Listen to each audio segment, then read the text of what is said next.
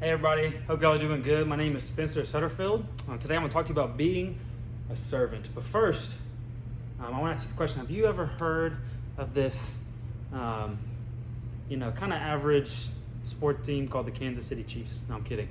But I bet you have heard of the Kansas City Chiefs. And I'm not particularly a big Chiefs fan, but they are probably the best team the past several years in the NFL. And you might not be a football fan, but I guarantee you've heard about their success.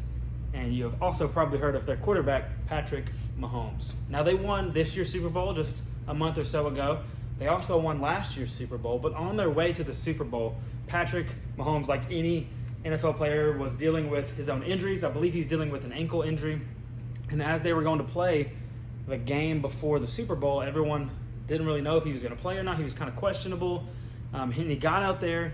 He was limping, obviously in a lot of pain, struggling to even run around the field and whatnot, but he still put up great numbers, touchdowns, led his team to a victory, and then ultimately led his team a month later to the Super Bowl, and they won against the Eagles.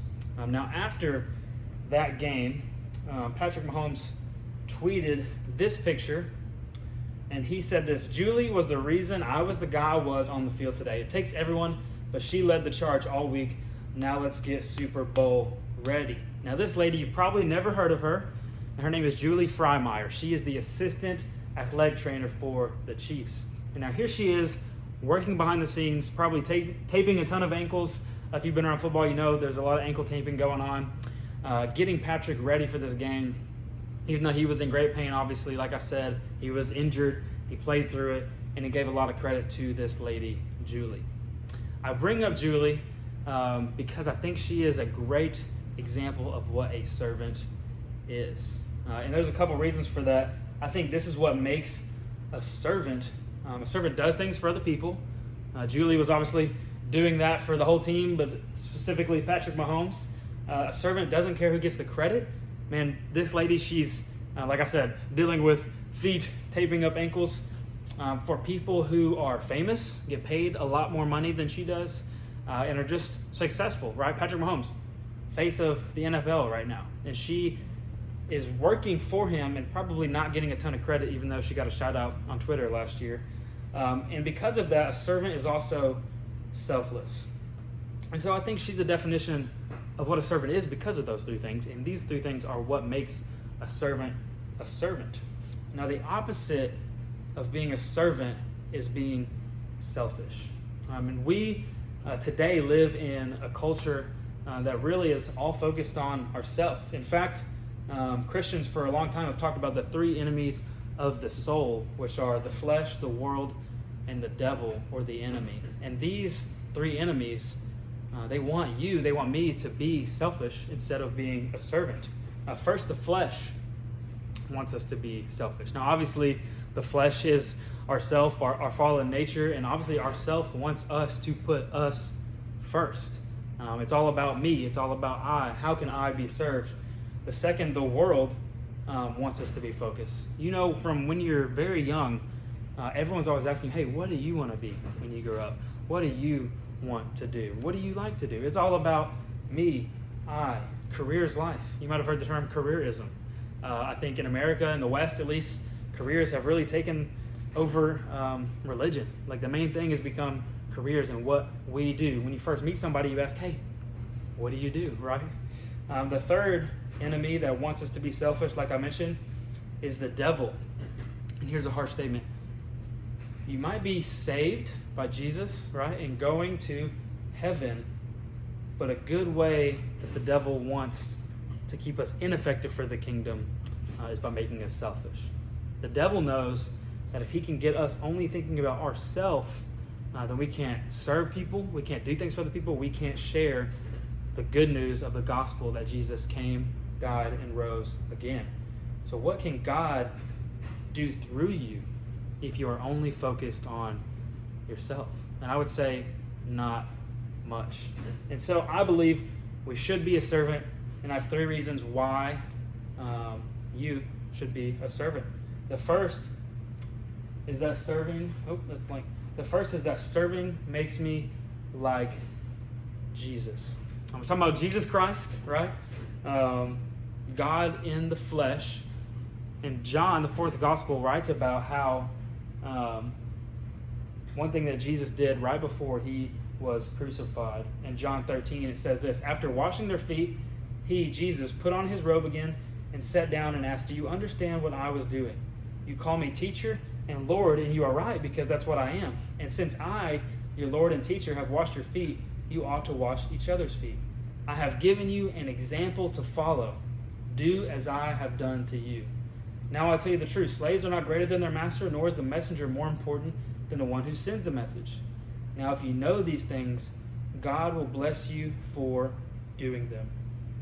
So surely Jesus' whole life was an example for us. We should do the things he did. You might have heard the phrase, what would Jesus do, right? But here Jesus specifically said in verse 15, I have given you an example to follow. Do as I have done to you. And so here we have God in human form, right? 100% God, 100% man was Jesus. Right before he's about to die, gets down and washes his disciples' nasty feet. Now, odds are you've heard of this story, but one way you can be like Jesus is through serving. In fact, he gave that example too. I have a towel right here. Now, I mentioned earlier that these three enemies, the world, the flesh, and the devil, they want us to be selfish.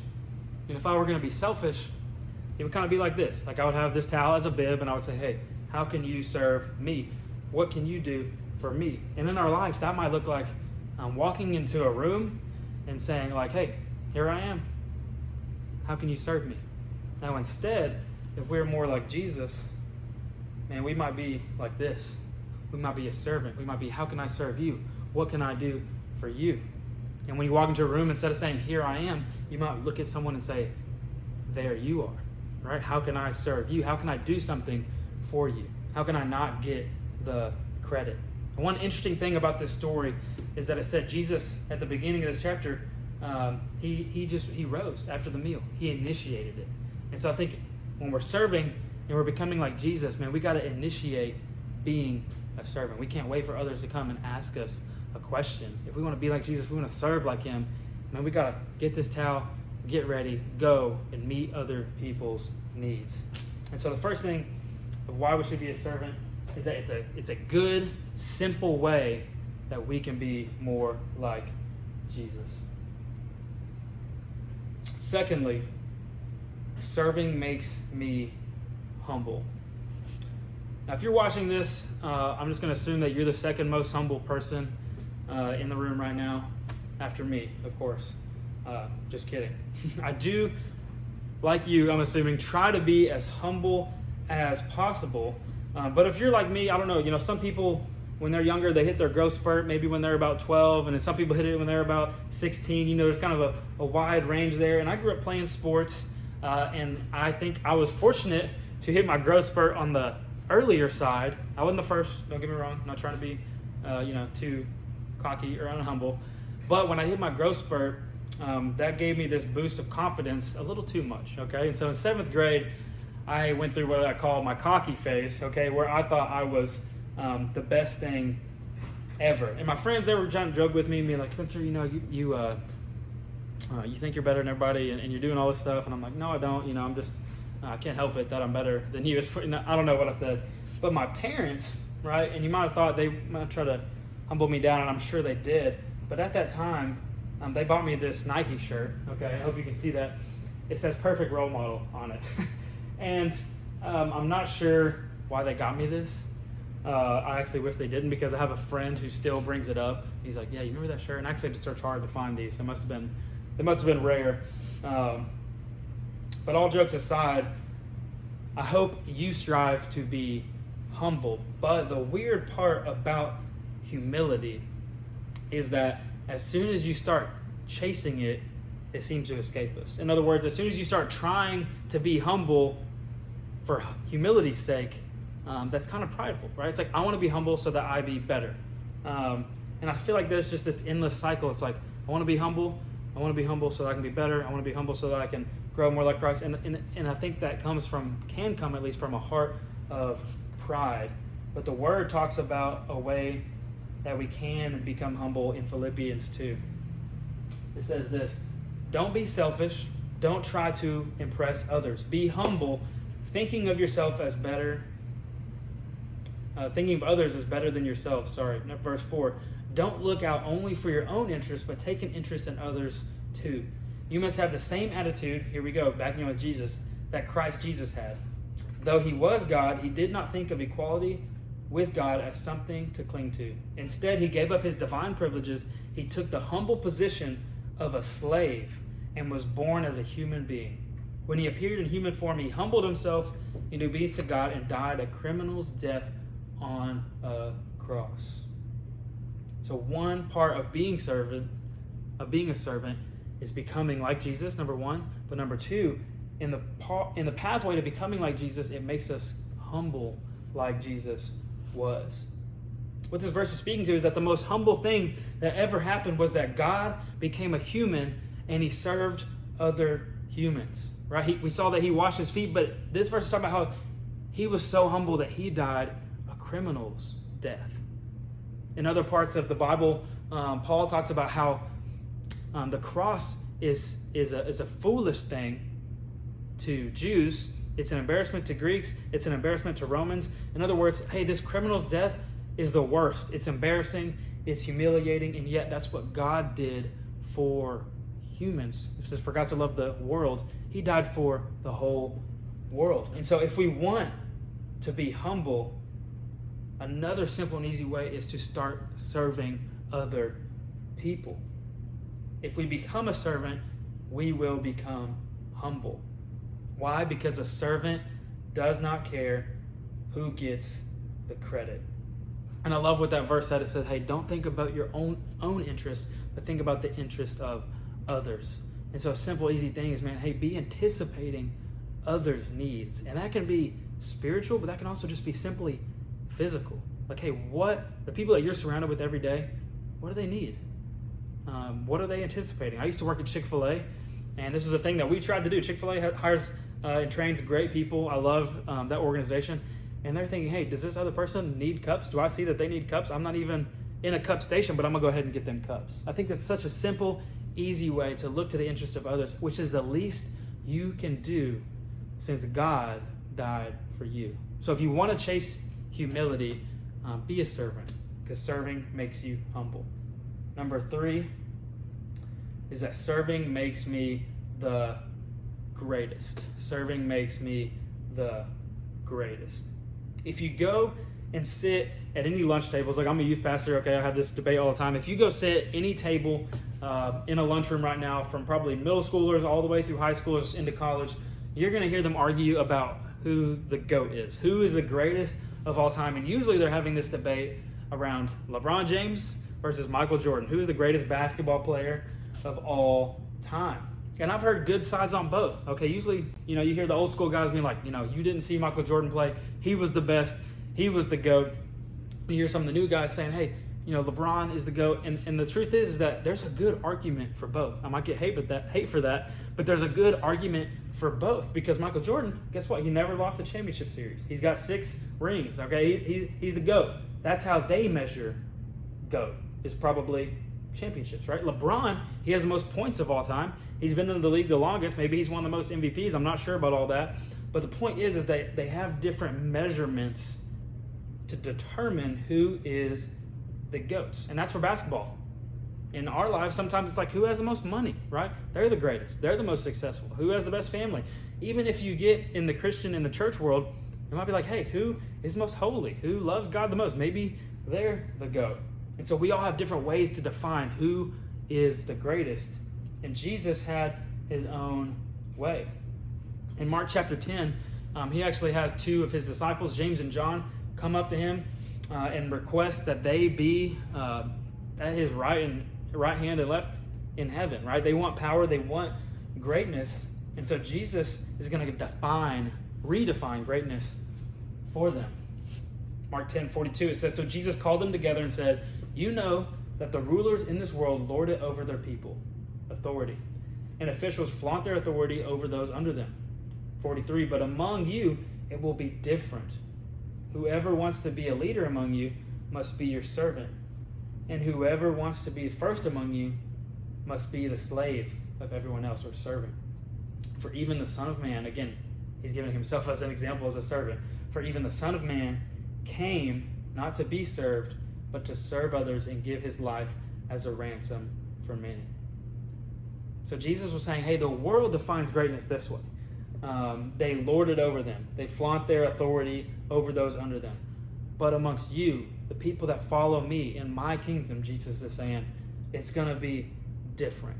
And so as you might define success as, hey, whoever's the greatest has the most money. Maybe if you were in school, who is most popular, who's the most attractive, who's the prettiest, who's the best athlete. And the truth is, for some people, that'll be true. That's how they define greatness. But whose opinion do you care about more? Do you care about people's opinion, or do you care about the Lord's opinion and what his written word says? Because to God, the servant is the greatest. Someone who cares for other people, who does things for other people, who is selfless, who doesn't care, who gets the credit. To God, that person is the greatest. And so to recap, man, number one, serving makes me like Jesus. That's the first reason why we should want to be a servant, why we should want to do things for other people. Serving makes me like Jesus. Number two, serving makes me humble. It's a great way to pursue humility, which is a great quality to have. Number three is that serving makes me the greatest in God's book. If I want to be first, I got to be last now. And to close, just some practical things. Man, where can you serve? And I put 3 places up here, but the truth and the reality is that you can serve anywhere. That's the great part about serving, right? In all of our areas of life, we can always think about other people more. But 3 quick ways is, hey, your home, your school, and your church, okay? In our home, man, sometimes that's the easiest place to overlook. Maybe you are in your home with your parents. Maybe you have a wife. Maybe you have a husband, a roommate, kids, whatever, man. Serve them. One of the most frustrating things I know to teachers and leaders is like when you tell a younger person or someone on you pick something up and they're like, oh, it wasn't mine. It doesn't matter. If it's not yours, pick it up. That's a great way to serve other people's interests.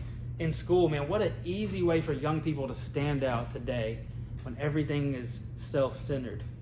How quickly will you stand out if you start focusing on other people's needs? Man, the local church, man, that's God's plan A. The reality is that if we aren't serving in our local church, and we're missing out on God's plan, God's will, God's kingdom.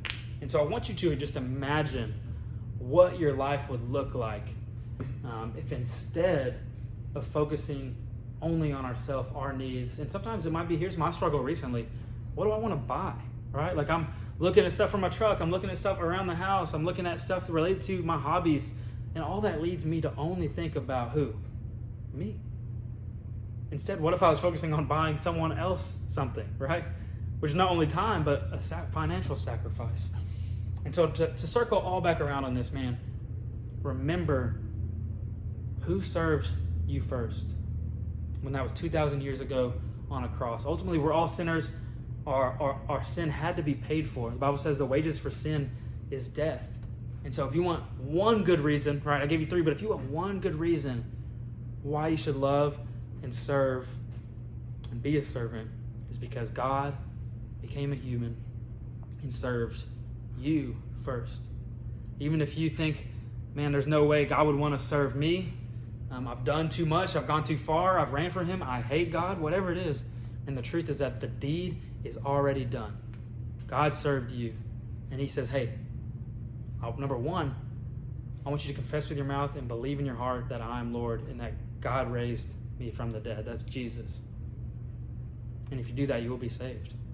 And if you are saved, hey, go serve other people. I love y'all. God bless you. Thanks for listening.